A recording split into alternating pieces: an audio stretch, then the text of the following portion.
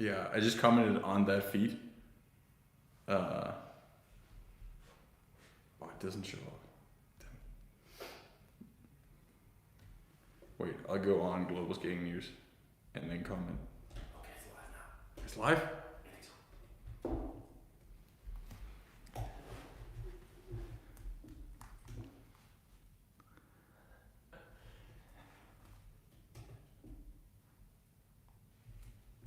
Hello? 210? We're live? I think so. All right, first of all, apologies. We did go live in a different feed that we accidentally ended before we went live on the different feed. So if you're watching this, you're in the right spot. If you're not watching this, I will just try and help you find this live stream. We're new to this live stream. This is the first time we do a live stream where it's an actual news show. We just decided to kick off the season, not the skating season, the Global Skating Network season, even larger season, some would argue, with a live stream to have a little more viewer interaction.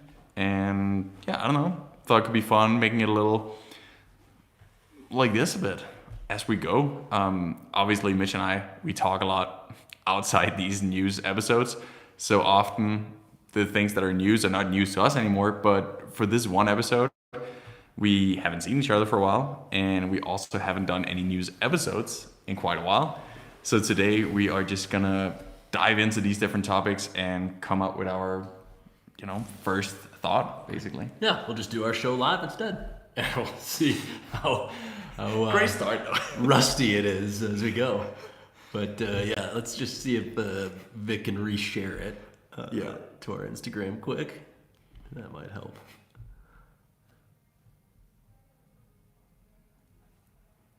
Yeah, let's get it out there on the line. Oh, I need It's authentic, though, huh? a jizzing mug.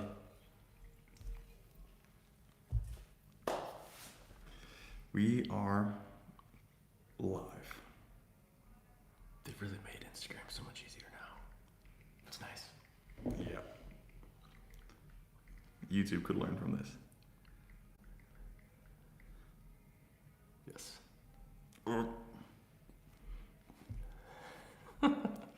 The usual tags. If you don't follow us on Instagram, follow us on Instagram. Don't bother tagging me. I'm in my news. That's a good point. There we go. All right. It's now very official. If we upload it. Beauty. Well, thanks a lot for tuning in. The tube too, so I can see if there's a comment or two. Yeah.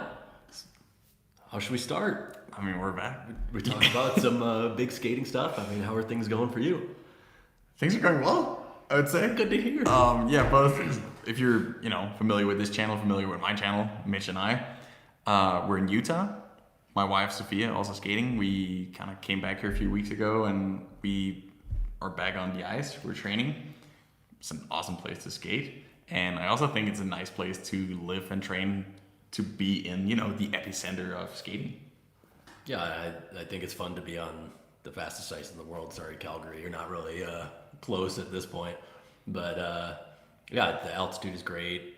You have the option of living up in Park City and training down here. So yeah, Salt Lake's a good place to be. Couldn't be much better. Fast as ice.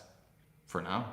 For now. No, we're not going to hit over ourselves, we'll but there we'll talk some about years. that today. This is exciting stuff. Yes. I mean, this is, I think it's a good day to do a live episode because we will have so much to talk about. Yeah. I mean, the off season's been long, but it hasn't been quiet. And we're definitely going to go through inline skating, short track skating, and long track, even though two of those sports are not really, peaking right now. But there's been some wild news, and I think the most exciting part is how much overlapping there will be in short track and long track looking at the skaters. Yeah. As inlines and long track, there's already tons of overlap year after year. We know Bard and Peter Michael and plenty of others are able to do really well on both at the same time.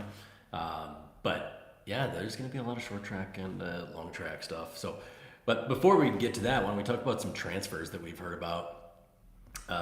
It seemed like Regaborg was just consuming all other teams, especially Jumbo. Jumbo just seemingly imploded this last year.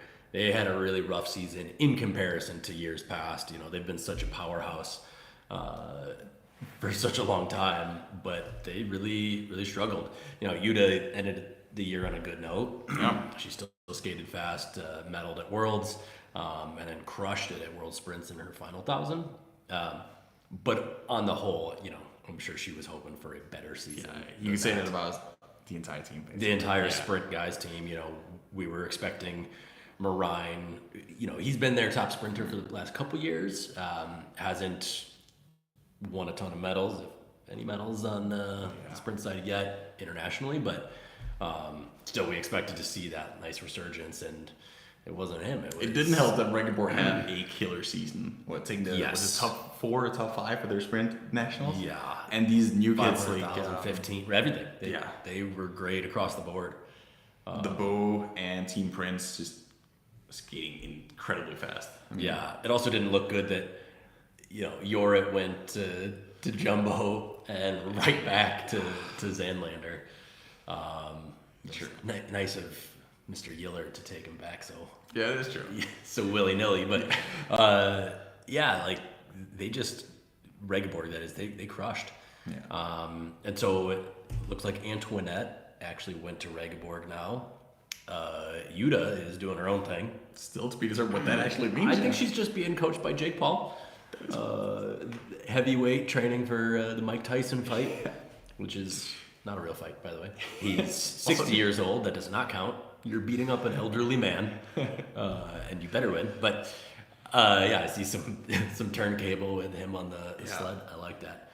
But really odd that she just doesn't have a team. I'm assuming, is it Costa that? Yeah, is her being coach? at the World Cups, I can't remember last time I saw a World Cup where those two were not chatting during the ice sessions. Right. Like they've been since she started the World Stream team back with Kuhn years ago. I do think those two have had a really strong connection, and I mean that would probably be my best guess that she's trying to set up her own thing. Maybe we'll hire some training partners. Right. You mentioned that Kai Fabai could be one of them. He has not announced where he's skating, if he's skating. And then just doing her own thing, training with Jake Paul, and then teaming up with, Paul Savets for some technical guidance during the World Cups, and then finding some teammates. Well, I mean, if I was her, and if Kai or any of the guys over there were willing, I would just pay somebody to be your training partner. You know, like you're sacrificing anything in your own skating, and now Kai's too good to sacrifice himself, I think. But also Yuta has, again, the money to do as she pleases. So that's exactly what I would do. Find a guy that skates maybe a 36.0500 or a 110,000, and you got a good training every day. Here you go. So that is true. Yeah, it is kind of a crazy thing. Like she is bigger than sport, basically. Like you look at the amount of followers she has in online media, it's way bigger than all the ISU or exactly. All others. So like. Maybe it's just a matter of like Jumbo is not able to offer her a contract of like, this is what I charge for one Instagram post, dude. And what do you do then? I bet that was part of it, but I do think like she wants to win and to go from the year before where she was crazy, unbeatable. Good. Basically, yeah. Every 1,000 she won by a lot, and then to go where I don't know if she won any of the thousands this last season, except the final one at World Sprints, really. But like. Beyond that, that's a big difference. Coming from where she came from, isn't it? Yeah. Now, granted, she was going against Miho, who won a handful of the thousands this year, so hard to say. But that's true. Jumbo, though. At first, we just saw all these skaters leaving Jumbo. Yeah. Dai, Yuta, Jord went back, but then we saw some very different than what we've seen them do previously. They had a massive budget. They would either buy the best skaters or just, every single year just sign a contract with the junior world champions. Right. They've been doing that for years. Right. Where which now they did potentially take one. Oh, yeah, true. Dalvin. It's different strategy though. But yeah, as you're saying, we all of a sudden see a big shift back. So they are getting a number of new skaters again. The most interesting name, Schulte.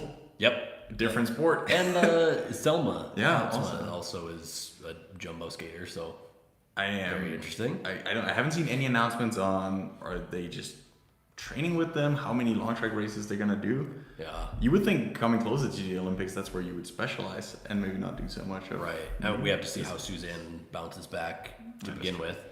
I mean, I hope she does. Honestly, like that was the gutsiest racing I've ever seen.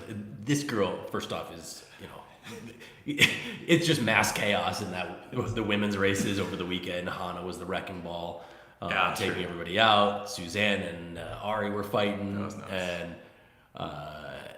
then actually after the crash, she gets back up and still tries to race, and you can just see that, all right, something is off.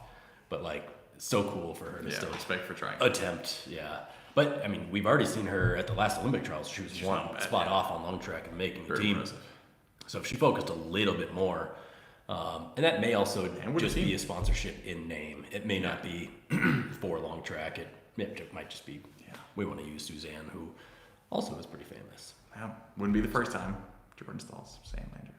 Oh, he's doing the full program. Yeah, he is that. I heard he lives in Euler's basement. Yep. Just talking trash about American football. Say you don't like football. Say it. They did also sign.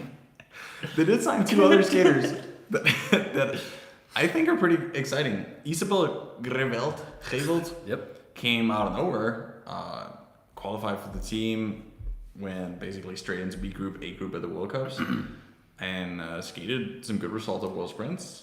Yeah, 2 years ago she skated really well. But it was like one World Cup. She popped off and maybe even medaled in that one, and then kind of disappeared the rest of the time.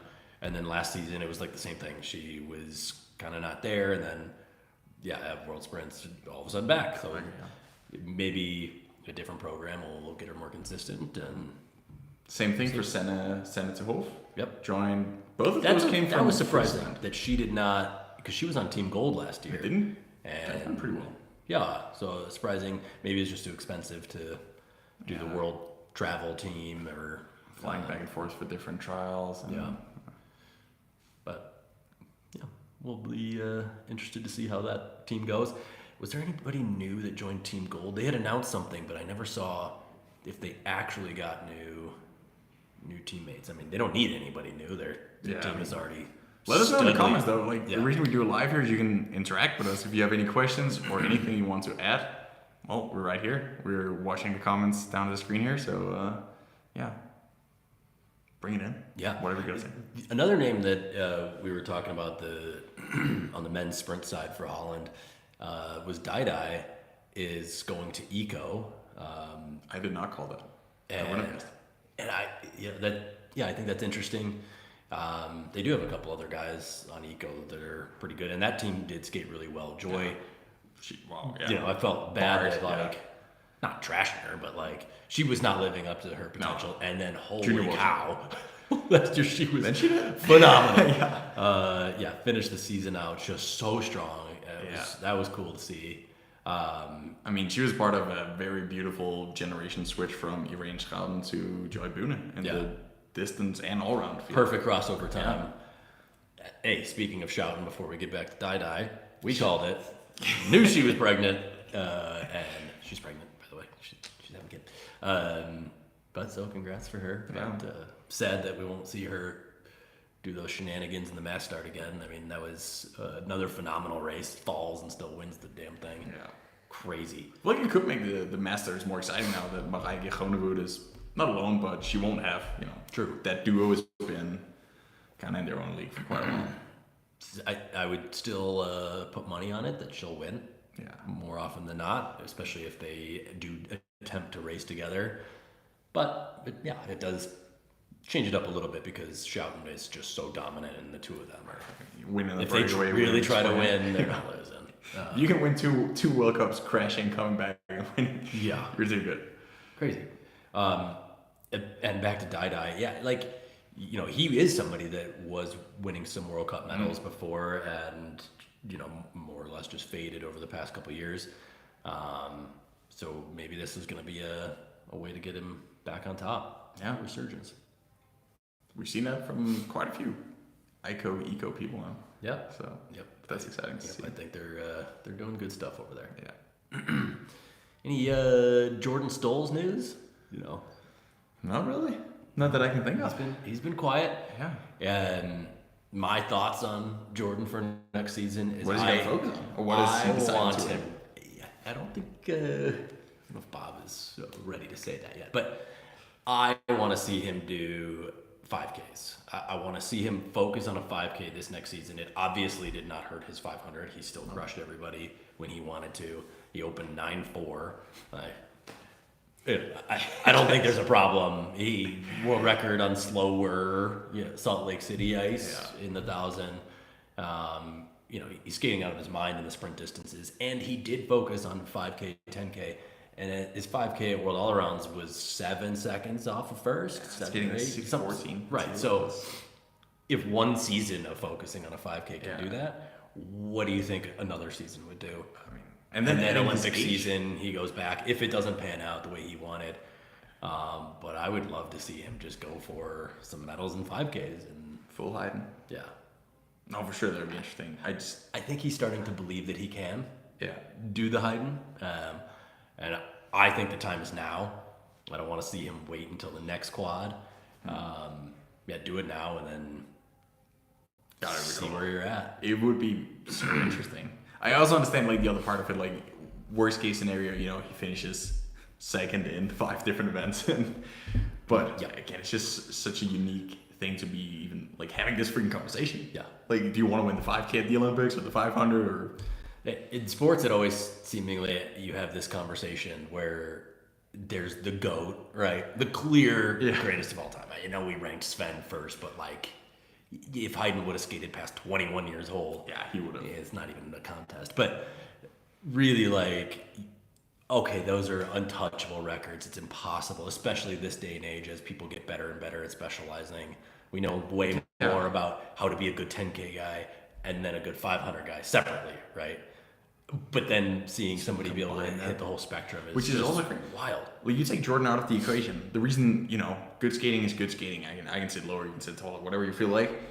But if you take Jordan out of the equation, looking at the body types, it also seems super unlikely. Like, look at Lauren Dubroy, Murakami, Shinhama. Yeah. They would never be able to, with that body, you would never be able to get through a 10K. Yeah. And same way you would think that with a body that can, do 25 consecutive laps of like smooth, chill rhythm, not sitting too deep, how on earth can you open 9.4? Right. Obviously physiology is a big part of it, but I think in speed skating, the technical aspect is big enough that you can make those adjustments. I think a sport like track and field would be very different, where it is less technical. There's still technique, don't get me wrong. But obviously we know that there are very specific body types that do well in a 10,000 meter and very specific for 100. But it's crazy that in every sport this happens. Like, I mean, think it's Pogacar can impossible. win sprints if they're tired and Right. like it's. But saying like the generational GOAT is out there. We were just talking about Wayne Gretzky. In hockey, he is by far the best ever. Only one number is retired, and it's his across the NHL. And now there's a guy, Connor McDavid, the past years that is just Getting there. phenomenal and really close to breaking a couple of Wayne Gretzky's records. And like, that's Jordan Stolz for speed skating as this day and age. It's wild. Yeah. So, I'm excited. To end the long track, or to kind of begin the long track, the season we got ahead is exciting. We have a World Cup coming back to Milwaukee for the first time in 20 years or so? Yeah. Before I was skating for sure. Yeah, pretty cool though. I mean, Milwaukee, if you guys don't know, I think is one of the best places to skate because people know what speed skating is there.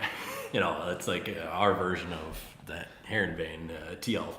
But, at the last Olympic trials, 2018, that was there. 2022 Olympic trials was COVID, so they had to cancel all spectators. But 2018, it was sold out every day for our Olympic trials. And one of the days, as I told you, there weren't even spots on the line to make the Olympic team, and they still sold out that day. And instead of canceling races or whatever, they just had kids race that were local, and apparently people loved it.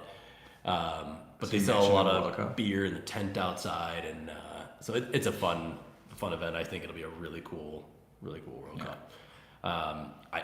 think it could also be super fast if Paul is allowed to take the restrictor plates off on the fans and do everything he wants. Good tailwind of that. He could make it crazy fast in there. Yeah.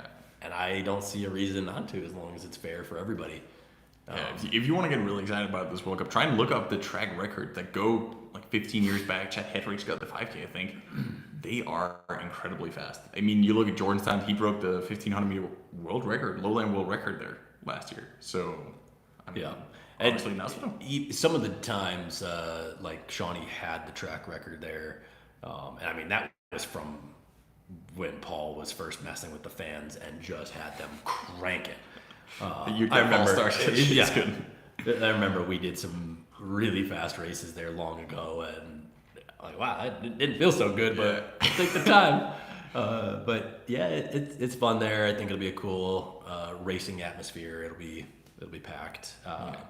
So that'll be fun. And then another one that's going to be super exciting this year, Zakopane. That's going to be wild. This could be one of the fastest years ever. You know, Zakopane is at altitude, and they covered it. My last Junior Worlds was there, and it was not slow when it was outdoors. So you imagine this. So I know it'll be quick. And altitude-wise, it's up there. It's higher than Calgary, almost as high as Salt Lake. So potentially, you know, could be the fastest ring in the world. Right. Yeah. Could be really cool. And it's like right in the mountains, a little like ski sports town. So I think that'll be awesome. As long as they don't make it as cold as Tomashev. And humid. We know Johan won't like that too much. If That's a great beef. The best beef we've had on this channel. Yeah, if you haven't seen, go check out our coaches panel. Johan was not Johan, coach of Team Gold. Big, Fan of the eyes. yeah, But honestly, big hater of Tomashev. That was a super cool conversation, actually. So if you haven't watched that, go back and watch it. The coaches panel that we made, it was like a full hour of just 4 of the best coaches in basically the history of the sport discussing. And there was a lot of things they didn't agree on, which was super interesting, even though they all have pretty valid arguments. But like, whose responsibility is it that skaters actually attend all the World Cups? Yep. And stuff like that. I got pretty fired up, so check that out. Yeah, I think that was a really cool conversation to see the differing opinions from guys that are in it all the time. So, but again, Zakopane I think will be cool. There's already Calgary, Milwaukee could be fast. Heronveen is on the schedule. Slow, The other big piece of the World Cup schedule this year is there's only 2 World Cups in the fall. And I don't ever remember a time where that was a thing. So there was, or this year it's going to be starting with 4 continents and then 2 World Cups, both in Asia. It's very, very different than we're used to. I believe it's Nagano and then Beijing. Big break, 2 months in between, which is nice for everybody to train. From skaters and coaches' perspective, we talked about this between each other, that's super nice. Like, we have this big chunk in the middle where we can just train. We can allow ourselves to focus on the first World Cups as well, because usually you got to time your peaks. So say Nagano and Beijing, we know they're not going to be the fastest. Like, they're simply just less important in terms of qualifying, in terms of PBs, national records, funding, whatever. So if we had 4 World Cups there, say Heronveen or Calgary, we would not care as much. I mean, I'd skip the World Cup last year because it was, right before some more important World Cups. Where this year, the way it's put together is honestly quite nice.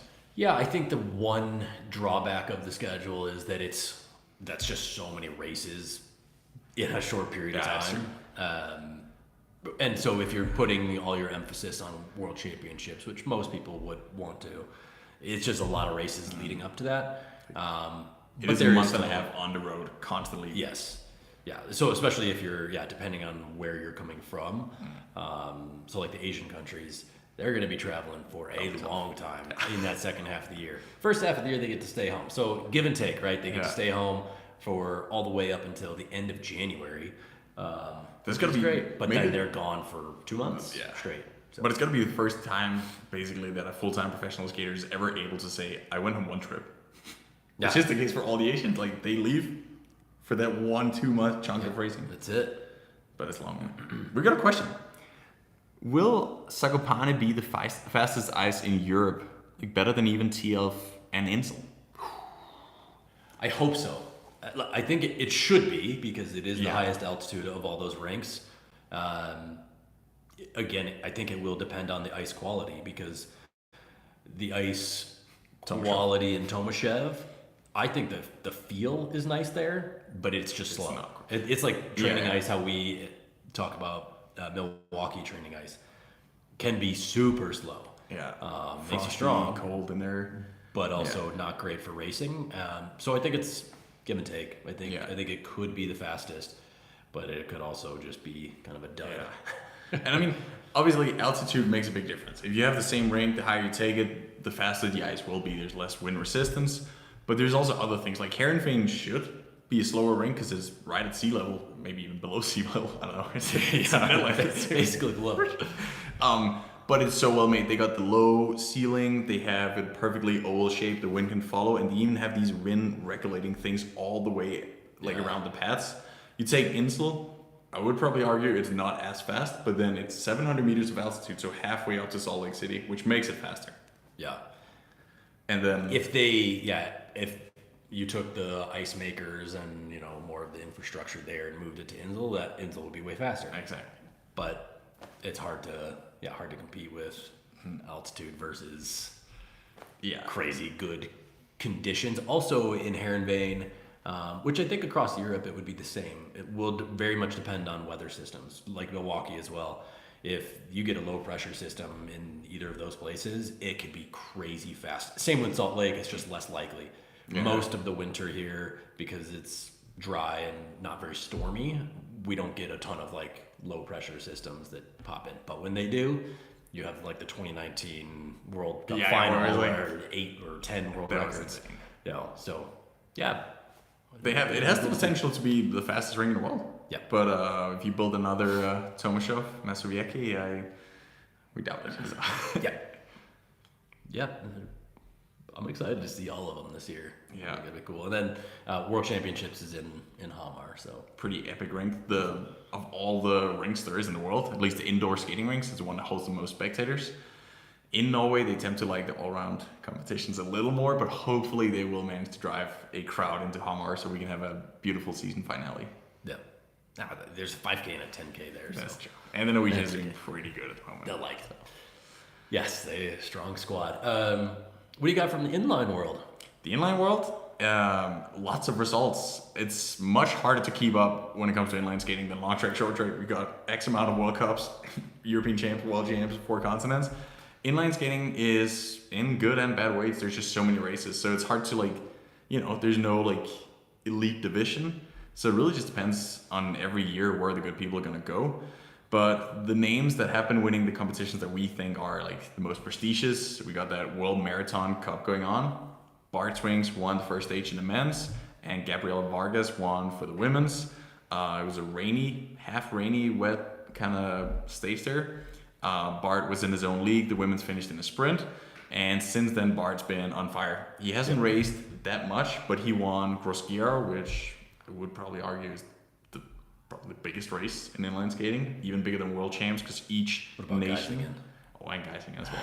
That is true. The biggest track and the biggest road race. He won both of those. Wow. So, that's it. 9th time I think he won Gross-Gerau in a row. The all-round. So not just winning the point race or whatever he's good at, but the combined thing, even 500 meters, which it's very different. Yeah, he's phenomenal. Yeah.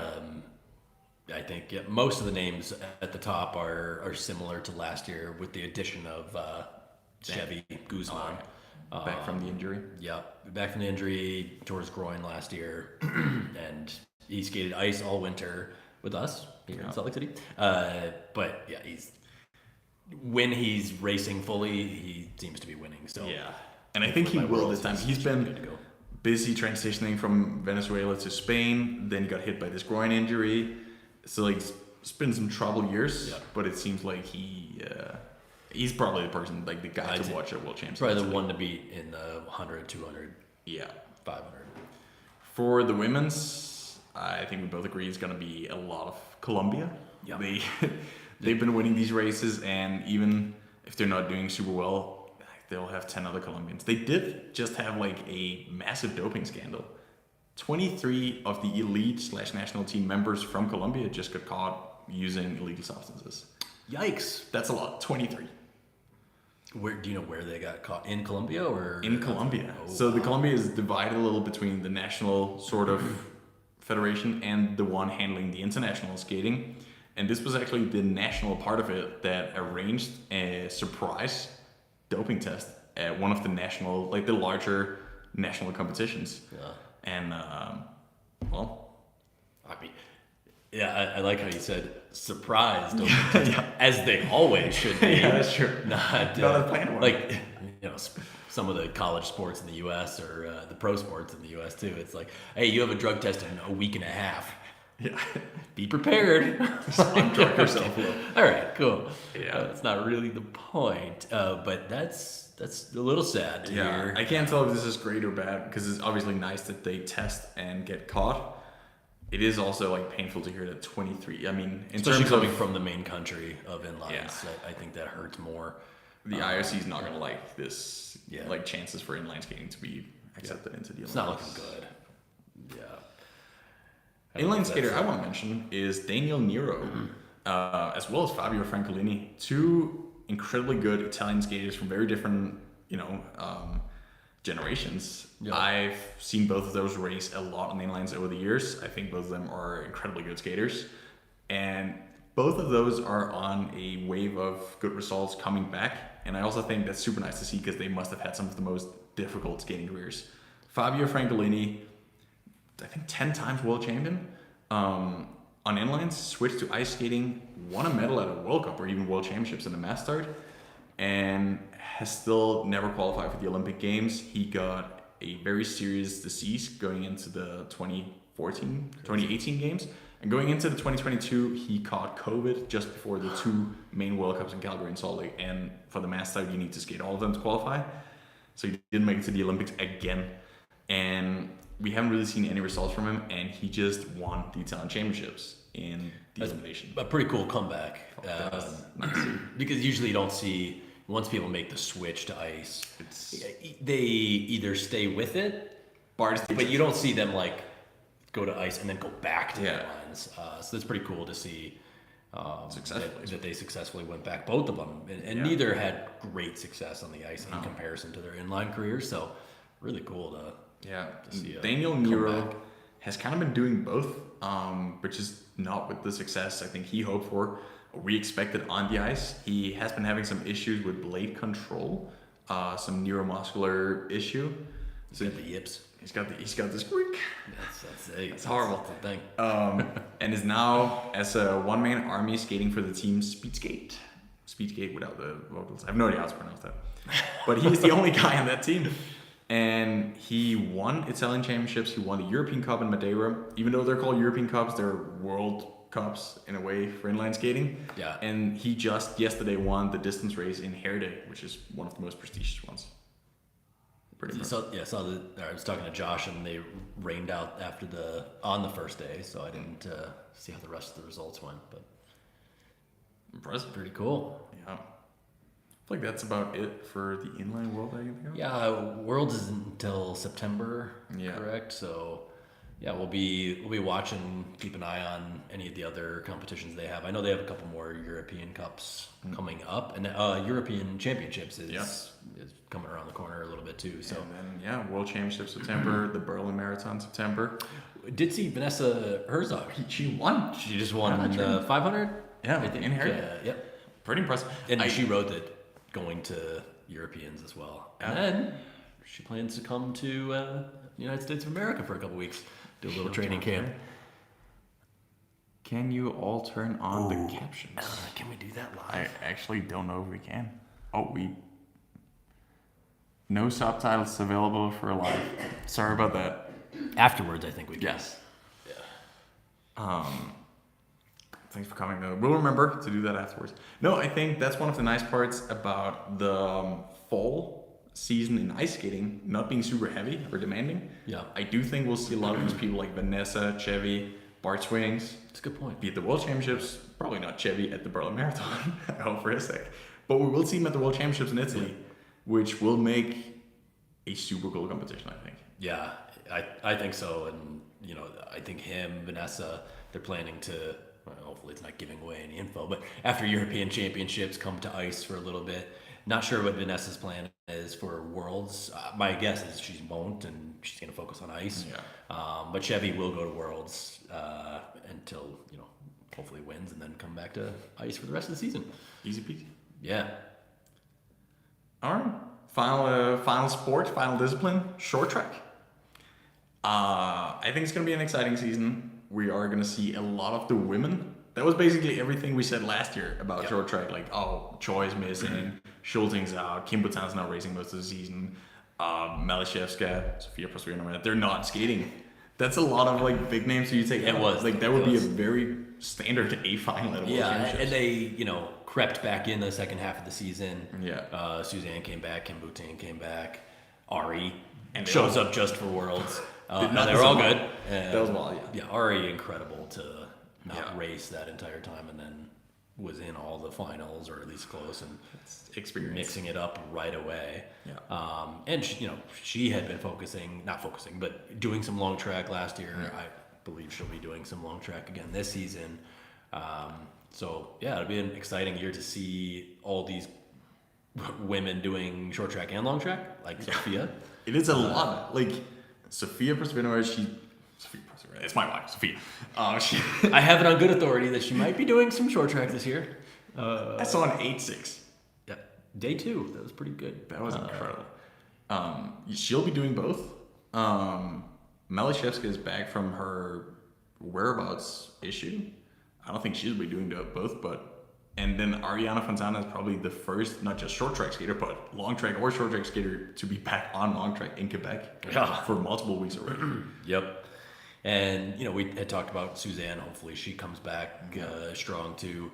Kristen is arguably the number one. Yeah. Hard to say arguably. She crushed at Worlds. But Kim Gilly was also very good last year. Sure. Hannah Desmond was also very good. But Joy. it's going to be interesting Raton. to see them all come back after there's a couple new faces at the top, and see how they can mix back in. But hopefully Kristen can stay out in front with Sophia up there. That'd be great. And the rest I'll get. And Ari, we can take Ari too. But I'm excited for the girls' side. The men's side too, but the women's side just. Yeah. We're getting so many good names now of stars in short track, which I think the sport had just been missing for so long. That is true. Yeah, it's like recognizable names that we know. It was also mentioned a bit at the they just had the ISU conference in what other place in Las Vegas, 100 degrees, where they are planning to do what they call a short track world tour. There was not that many details about it, but basically a world tour that aims to increase the popularity, the financial benefits of the skaters, and just make it a dope event for short track skaters. Yeah, not to be confused with doping event, but Very wild though. Like no. well, there is the enhanced games. Horrible idea. But yeah, I think that's exactly what we need. Yeah. I think the old guys and gals at the ISU are starting to learn a bit about what the new world is doing. Everything's online and more flashy. You got to put it in people's face. Let us stream the B groups, please. Separate from the exciting part, but we just want to air it because there's a lot of people to watch. And I just think short track, I think is a long track can also be the future, but short track is like for the young and exciting crowd, right? Yeah. And a world tour like that, where hopefully they can reduce the resurfaces, even if it detracts from the athletes a little bit, if it makes the show better, the entertainment value, because sports in the end are entertainment. Yeah. I also think it'll like be so much better for the sport. if you gotta sacrifice, like not being fully recovered between two distances over the course of a weekend or worse ice, if that means your popularity will increase, you can live from the sponsors, you can continue your career for more years, or simply just give you the tools to perform better, I don't think anyone's gonna complain. I mean, we love speed skating. Yeah. And even sometimes we get bored watching a short track World Cup because there are so many resurfaces. Sometimes it's 3 races. Yeah. And in between those races, they do a video review, which takes 5 minutes. And I'm like, oh my, like, A lot for 40 come minutes on. of The action. racing itself is great. Yeah. And I think they've been doing a better job with figuring out how to call different or make different calls, but they can still streamline it a lot better to make it a mainstream sport. That was another big but point. It can be, and Worlds last year was awesome. That was, yes. Way better That was production for sure, quality, and I feel like it has the potential to basically be like equal to a Red Bull event if you put things well, like it's action packed. The ISU at the ISU conference, they haven't fully finished like the actual schedule, but they are switching up things so that men's and women will be a little more separated, meaning we won't have all these relay heats, semis, whatever, right after each other. So there should be less ice preps because the relays are really what tear up the ice. Yeah. And they will have, say, women's relay on day 1 and the men's on day 3. So every day there will be some action and not just a full Friday of like, heats. Just heats. Yeah, I think that could work out in the end. I just hope it doesn't create like rest times between. So you sit there the whole day. If it's like for 4 women seconds. back to back with another, okay, you have the 500 and next to the 1,000 right away. Yeah. Like, are they going to give them like a break or? Just see them hands on it. I hope not. Yeah, let's just crank through these suckers. Because short track and any inlining, long track, it's all exciting. It just it needs to be a little bit more in tune with modern. That's a fine balance. I mean, excitement these days. Yeah, you want skaters to perform their best, but it also can't compromise in the end, like it's a show. Yeah. Skating only exists for, the joy of the viewers. Right. That's the whole idea behind sports. So hopefully we can make that work out. We did have 2 other things to talk about. One, that we're going to make some more videos. We are sponsored by Viking Speed Skates. And Nils was great. He told us, I think it's fine to say, he said we do not need to candy code anything and just give our opinions. And I think that was something that we both really appreciated, that I want to be able to just speak my mind about it. And he sent us the Viking, the Furies for short track. And the Blazers. And the Blazers. And so far I've tried the Furies. And I'm on the Blazers. A little spoiler, I did not touch the bend at all. Straight out of the box. I rocked them to I think it's USA #1, something like that. Probably don't want to give away the numbers. But rocked them, didn't touch the bend, and they feel pretty damn good. So I'm going to try to do a couple faster laps and see what that feels like. But they're pretty cool. That's exciting. We also got our hands on the new Ruby long track blades. We made a video on this channel about them. Basically an in-between, but not worse than actually a beautiful, combination of the two that should be faster, of the Sapphire and the Icons. So the ideal blade for anything from, sprint to kind of middle distance, maybe even into the team pursuit mass starts. Idea is that a stronger bridge and basically just a better power transfer combined with some flex can make a sprinter last for that last lap of the 1500 meter or just make it more stable in tight turns. Yeah. Should be interesting to see how people like it. We have no, actual test subjects yet. So they look cool. They do. We're going to test them on that. The bridge definitely looks really nice. Yeah. We'll also be doing some giveaways because we got some cool Viking cycling shoes. That's right. So also stay tuned for that. Yes, indeed.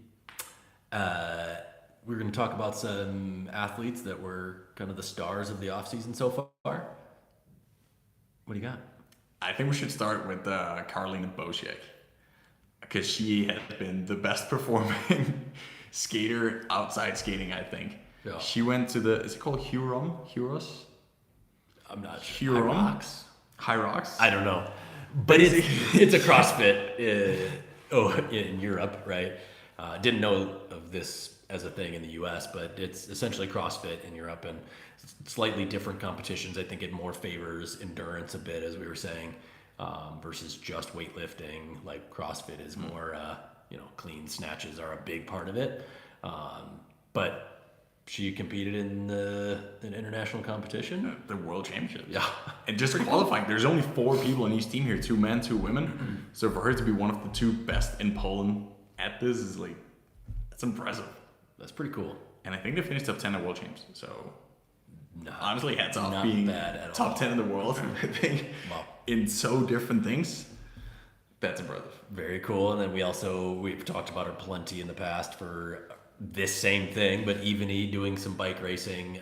She's racing some crits across the U.S. right now. I think She's seriously good at it. too. But yeah, on a women's pro team here. Connor Howe joined her in that kind of adventure and is also doing pretty good, finishing with the main pack in the Canadian Championships road cycling. Very cool. And then was the Antoinette also gravel racing? Yeah, winning her category at the gravel Unbound, Unchained, Unbound. That's a Netflix documentary. In Denmark, of all places. Again, super cool. Like, this is very, very, we're talking like multiple hours events here. So different from her skating a 3K on ice or even a 1500. Yeah. It's cool being so remote. Great to see speed skaters and other stuff too. Yeah. We're not just skaters, you know, we do a lot of cross training, as you know, so it's good to see it's paying off in other stuff. Yeah, that's impressive. All right, we got a quiz for you guys. Oh, yes. For the first time, you'll be able to answer the quiz as we're live here. What do you win? I don't know. What could you win? We have some giveaway items, right? Yeah. If you're wearing a size 9.5 women, you can win a cycling shoe. T-shirt. We got some shirts. T-shirts. All right, winner gets a T-shirt. Whoever answers the first here, either during this live stream or as we end it. People are already gonna Google speedskateresults.com. Oh yeah. It better be first. We chose this one because it's relevant, so it's sort of something little we spoke about. Ish. They're linked. Who had the third fastest 500 meter in the world this previous season? The third fastest time. I was impressed because usually, you know, these times are like, they're the skaters we've seen a lot on the podiums. Yep. This is not the most common person to have on the podiums internationally, but good skater. Yeah. And, you know, I'm going to give us props because we talked about this person a lot preseason as one of our dark horse picks for the year. And I think it panned out pretty good. yeah. It is men and women. Yeah, wow. So it's men. Not to discredit any genders. But What else? Could we give a little hint? Would be. I don't think we need to give a hint. All right. Third fastest 500 of the year. Yeah. Who? 34.11 is the time. 34.11. It's a good time. No. Speaking of, Ning did skate really freaking fast. That is wow. 34.4. I mean, yeah. It's crazy.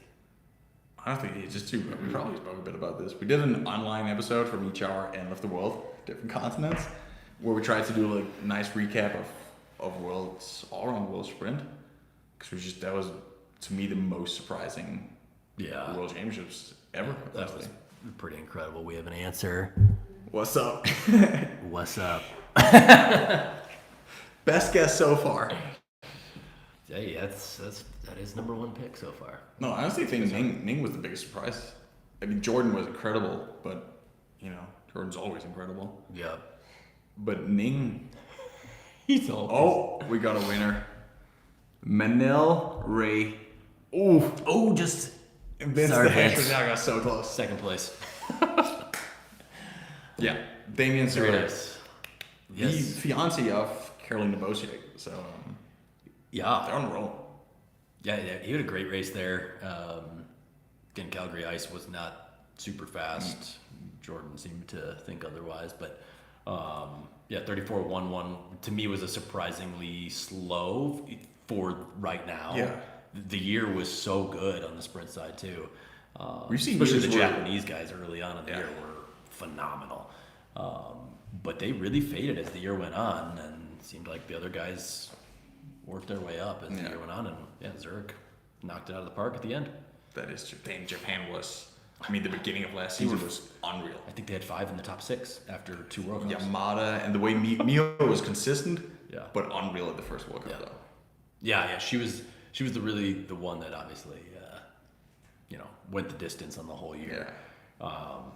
But Almost went the sprint. Yeah, Yamada dropped off quite a bit as the year went on.